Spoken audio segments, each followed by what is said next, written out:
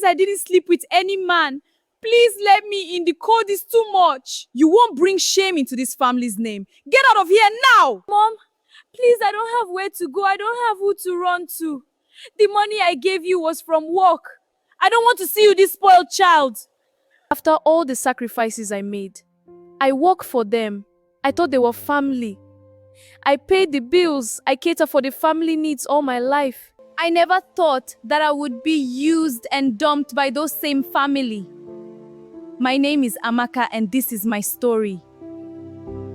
The day my own mother called me a disgrace and threw me out into the rain was the day I realized I was never her daughter loudly crying face. My name is Amaka and this is my story. The day they threw her out, it was raining. Not the soft, gentle kind of rain that cools the ground and makes children laugh and run outside. No. It was the heavy, angry kind of rain that beats the earth like it is punishing it for something. And standing in the middle of that rain, with a small bag pressed against her chest and tears mixing with the water on her face, was Amaka. 20 years old. Tired. Broken. And completely alone. The woman who had pushed her out the door, the woman who had carried her in her womb for 9 months, stood at the doorstep without blinking. No guilt. No tears. Just a cold face and a pointing finger that said, "Go. And don't come back." But let us go back. Let us go back to where it all started, because you cannot understand how deep a wound is until you know when the knife first went in. Amaka was the firstborn child in a family of 3 children. Her younger sister was Vanessa, sweet-faced and lazy, always with a book pressed to her nose but never helping in the kitchen. Her younger brother was Daniel, the baby of the family, the one their mother called my heart, the one who could do no wrong. And then there was Amaka, the one who woke up before the sun, the one who swept the floors while the others slept, the one who cooked the morning meal, packed the school bags, and still managed to arrive at school on time with a clean uniform. People in the neighborhood used to say, that Amaka, she is not a child, she is a little mother. And they meant it as a compliment. But what they did not see was the weight of it. What they did not see was how Amaka's small hands cracked from washing clothes every evening, how her eyes burned from staying up late to finish chores, how she never got to play after school because there was always something else to do. While Vanessa and Daniel played and laughed and rested, Amaka was already in the kitchen or at the shop or walking the streets selling goods for her mother. She smiled through it all. She told herself it was love. She told herself family was worth the sacrifice.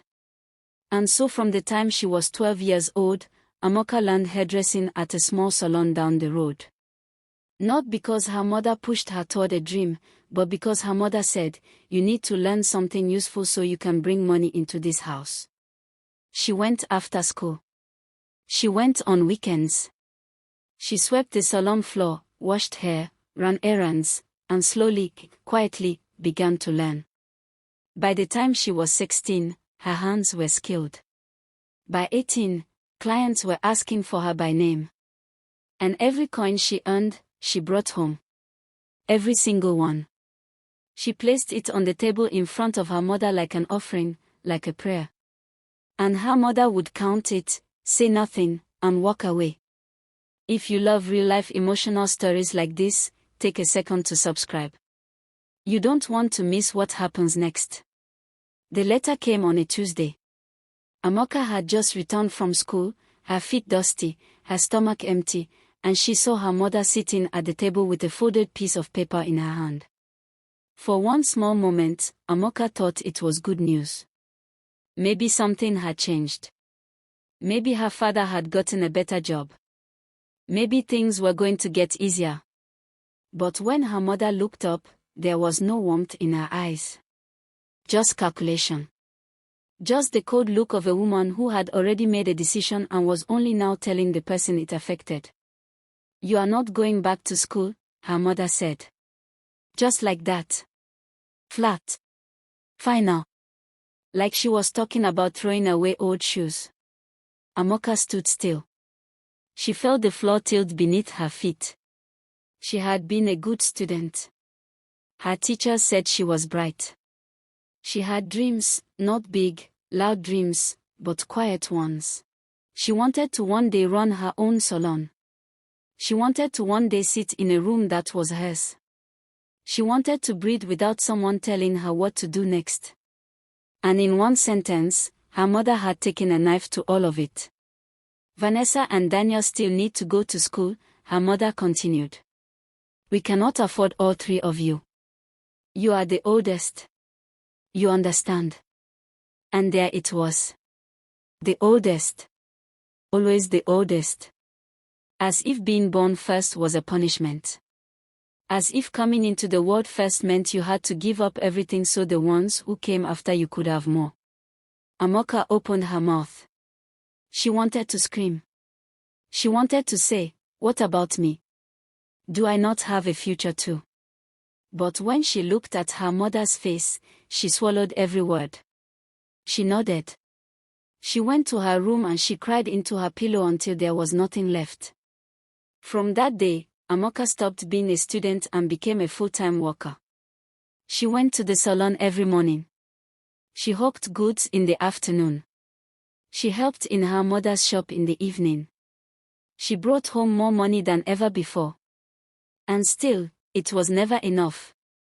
Still, her mother complained. Still, Vanessa and Daniel were served food first while Amaka ate whatever remained. Her father, a quiet man with sad eyes, would sometimes look at her across the table and his eyes would say, "I'm sorry." But sorry never left his mouth. And a look has never fed anyone or fixed anything. The money started growing slowly. As Amaka's skill improved, more customers came to her specifically. Women who had tried other salons kept coming back to her. She had a gift, not just for styling hair, but for making people feel beautiful and seen. Her hands were magic, people said. And slowly, her earnings grew. She was proud of it. She had worked for every single coin. She had earned it with patience and pain and talent. She brought it home, as always. But this time, her mother looked at the money differently. "Where is this coming from?" her mother asked one evening, her eyes narrow and suspicious. Amaka explained that she had more clients now, that her reputation was growing, that people were paying her more because she was good at what she did. But her mother was not listening. Her mother had already decided something. You could see it in the way she set her jaw, in the way she leaned back in her chair like a judge who had already written the verdict. "No hairdresser earns this much," her mother said. "Tell me the truth. Who is giving you this money? What are you doing out there?" The accusation spread before Amaka could even defend herself. Her mother told a neighbor. The neighbor told another. By the next morning, people in the street were whispering. They looked at Amaka sideways when she walked past. Women who used to smile at her turned away. Young men who had respected her began to say shameful things under their breath. Amaka went to her mother and knelt down on the floor. She begged. She said, "Mama, please. I am not doing what they are saying. I am working. I am honest. Please believe me." Her mother looked at her kneeling on the floor and said nothing. Not one word of defense. Not one word of comfort. Then came the night that broke everything. Her mother called her out in front of the family, in front of Vanessa and Daniel and a neighbor who had come to visit, and said, "I did not raise a girl who sells herself. If that is the kind of life you want to live, then you can go and live it somewhere else." Vanessa looked at the floor. Daniel said nothing. The neighbor shook her head slowly, already believing the worst. Amaka stood there and felt something crack inside her chest, not her heart, something deeper. Something that, once broken, would take a very long time to mend. She did not shout. She did not cry in front of them. She stood up straight. She walked to her room. And she began to pack. She packed only what she could carry. A few clothes. Her hairdressing tools, the ones she had saved to buy herself, the ones no one had bought for her. A small notebook where she had written the names of her regular clients.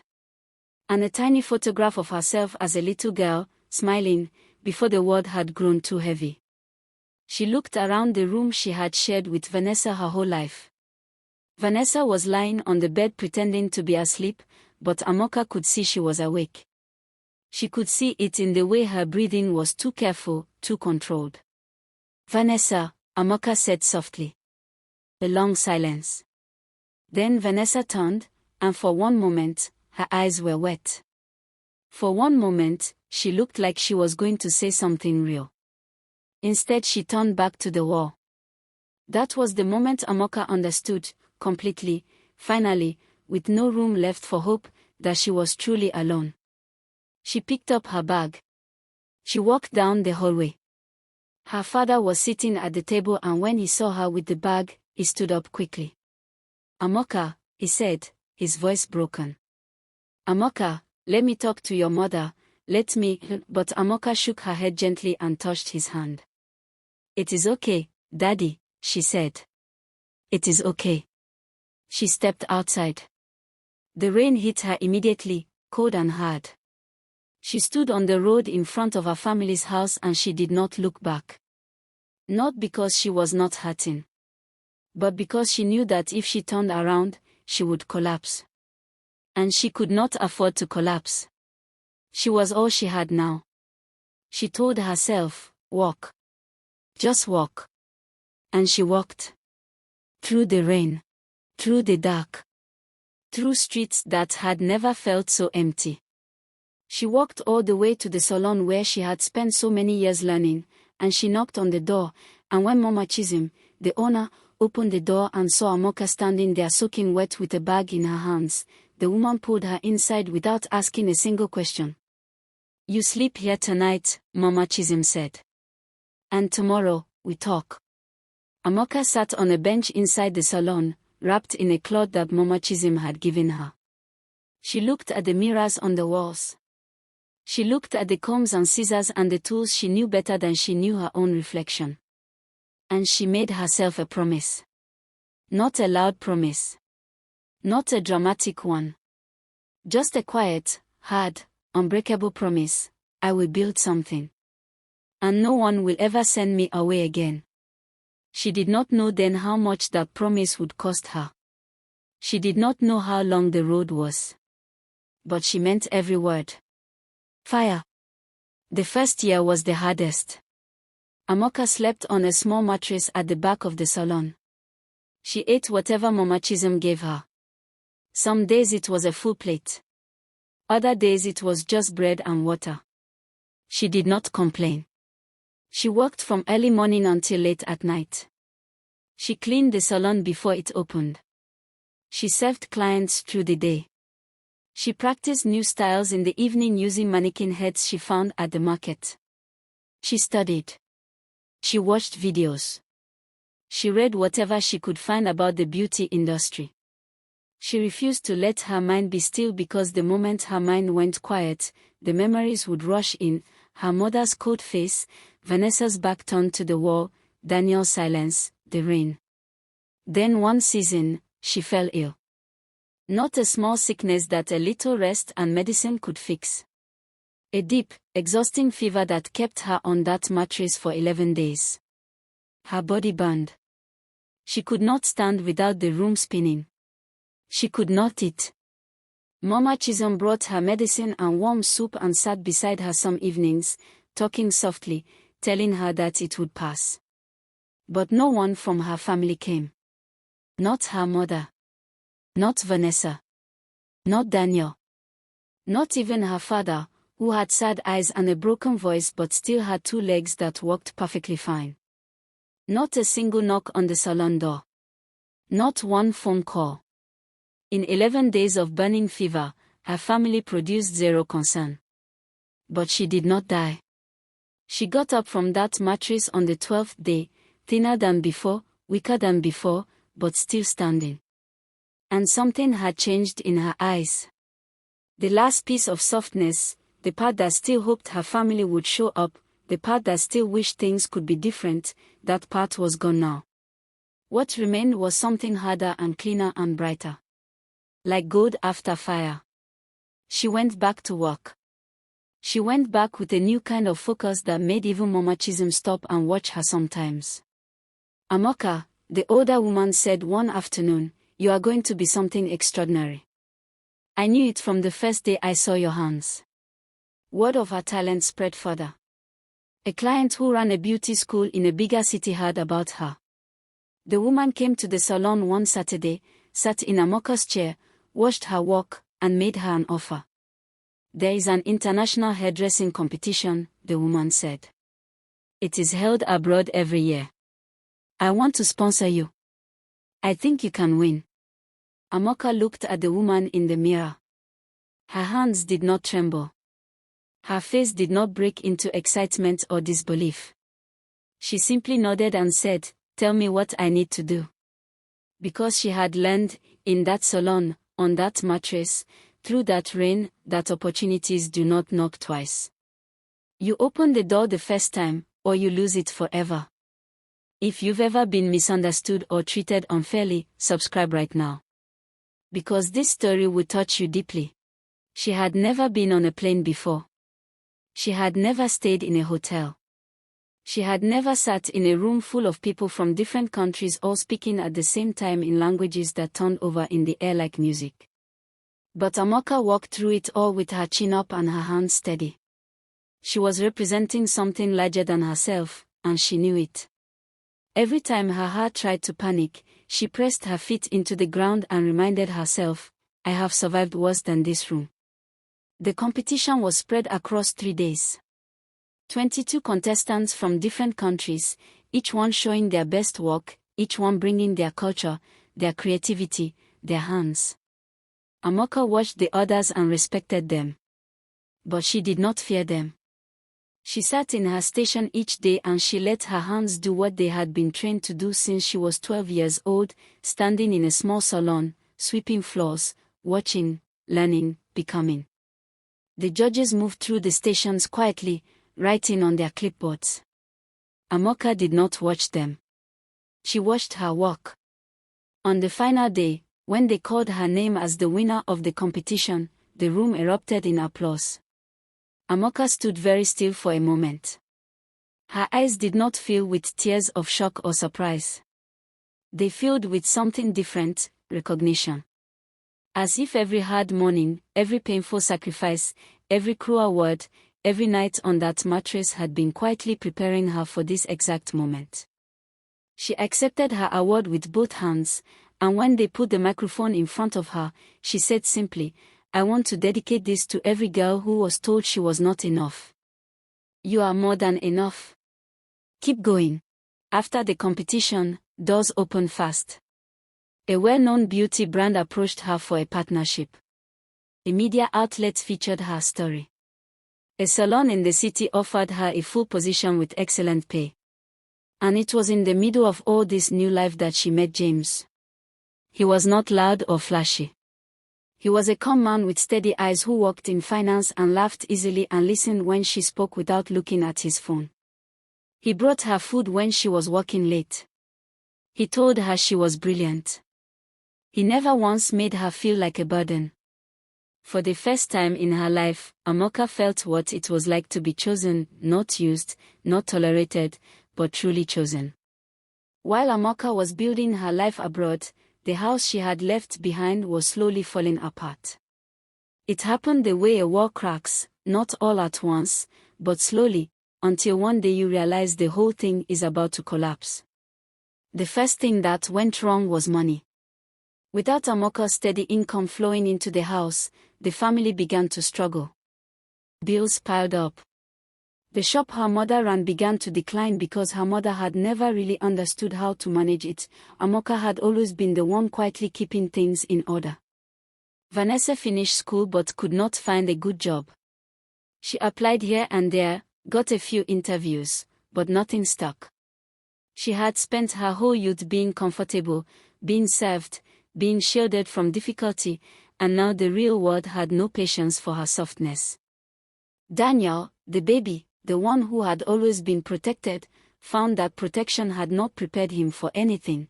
He drifted. He made poor choices. He came home one night with trouble behind him, and his mother had to beg and plead to sort it out. The family that had sent Amaka away in shame was now discovering that shame lived in many rooms. Their mother, the woman who had pointed at the door and told her daughter to leave, began to get sick. It started as stress. Then the stress became something physical that the doctors looked at seriously. She lay in bed some mornings unable to get up, and in those quiet moments she thought about Amaka. She thought about the morning she had stood at that door in the rain with a bag against her chest. She thought about the accusations she had made in front of everyone. She thought about how she had never once said, "Thank you. I see what you do for us." And the guilt of it sat on her chest like a stone, heavier than any sickness.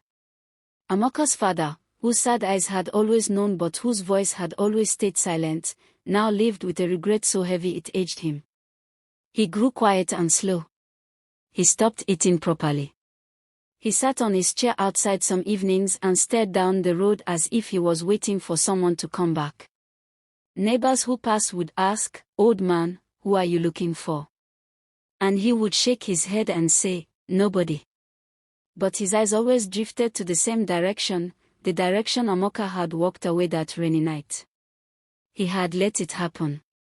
He had sat at that table and watched and said nothing strong enough to stop it. That was a sin he could not pray away. She did not announce she was coming. There was no phone call. No message sent ahead. No warning given. One quiet afternoon, a black car with clean windows pulled up slowly on the road in front of the family house. The neighbors noticed first, the way neighbors always do. They came to their doors and windows and watched. The car door opened and a woman stepped out, dressed simply but beautifully, her hair perfect, her posture straight, her face calm and unreadable. It took a moment. Then an old woman who had been sitting outside recognized her and her hand went to her mouth. "Amaka," the old woman whispered. And the name traveled down the street like wind. Inside the house, Vanessa heard the commotion outside and went to the window. When she saw her sister standing on that road, older and different and quietly powerful in a way that could not be explained, Vanessa stepped back from the window. Her hands shook. She looked down at herself, at the tired dress she was wearing, at the worn slippers on her feet, and for the first time in her adult life, she felt the full weight of the choices she had made by staying silent. Daniel came to stand beside her at the window, and when he saw Amaka, he swallowed hard and looked away. Their mother was lying in her room when she heard the silence that comes over a house when something significant is happening. She heard the stillness. She heard the neighbors' voices go quiet in a certain way. She tried to sit up. Her body was weaker than it used to be, but something in her was suddenly very awake. Her father was already at the door. He had seen the car. He had seen his daughter. And when Amaka walked up the path and saw him standing there, old and thin and full of sorrow, she stopped. She looked at him for a long moment. And then she walked forward and hugged him. Not because it was easy, but because she had made peace with herself long before she made peace with them. They gathered in the sitting room. Amaka sat with James beside her, her husband, quiet and solid as stone, holding her hand. Vanessa and Daniel sat across from her, not quite able to meet her eyes. Their mother had been helped out of her room and sat wrapped in a cloth, her face thinner than Amaka remembered, her eyes carrying all the things she had never said. The room was so quiet you could hear the sound of breathing. Then Amaka's mother opened her mouth. And instead of excuses, instead of the long speech about how she had done her best, how times were hard, how she had had no choice, she said just 2 words. 2 words that nobody in that room expected. "I'm sorry." The silence deepened. Vanessa looked up. Daniel's jaw tightened. Their father closed his eyes. And Amaka, who had rehearsed this moment in her mind 100 times over the years, who had imagined standing up and saying everything she had swallowed, who had planned to come home and let them feel the full truth of what they had done, Amaka simply nodded. Because here was the twist that nobody saw coming, not even her own family. Amaka had not come home for revenge. She had come home for something far more powerful than that. She leaned forward and she spoke. Her voice was steady. She told them the truth, not in anger, but in clarity. She told them what it felt like to be sent away in the rain. She told them about the 11 days of fever with no one coming. She told them about the promise she had made to herself on the bench in that salon.